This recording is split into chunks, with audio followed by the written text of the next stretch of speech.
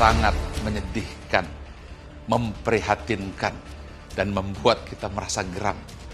Bagaimana mungkin seorang anak yang usianya 19 tahun bisa tersenyum di depan kamera setelah membunuh ibunya sendiri dengan tusukan pisau di wajah dan leher ibunda yang melahirkannya.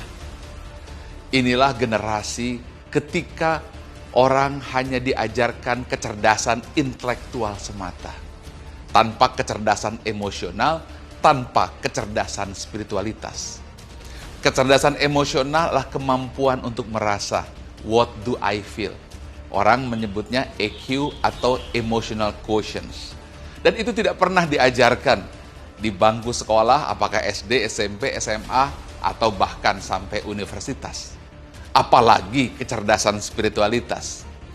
Kecerdasan spiritualitas atau SQ atau spiritual quotient atau spiritual intelligence, itulah kemampuan untuk mendengar hati nurani dan faham siapa jati diri dan suara hati fitrah yang terdalam atau who am I.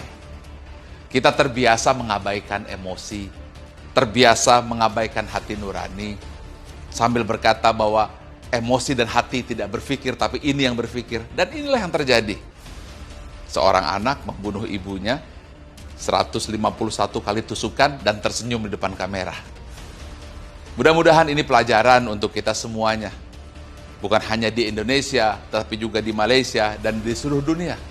Bahwa tidak cukup mengajarkan anak-anak kita, generasi kita, hanya IQ atau kecerdasan intelektual atau nilai akademik. Yang itu sudah jelas, hanya berperan 10 hingga 20% saja keberhasilan. Tanpa adanya kecerdasan emosional, kemampuan merasa, tanpa adanya kecerdasan spiritual, kemampuan untuk mendengar nurani yang terdalam.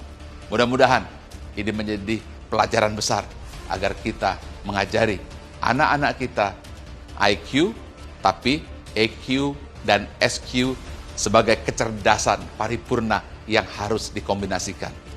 Ingat, mengajarkan orang tanpa hati nurani tidak mengajar sama sekali.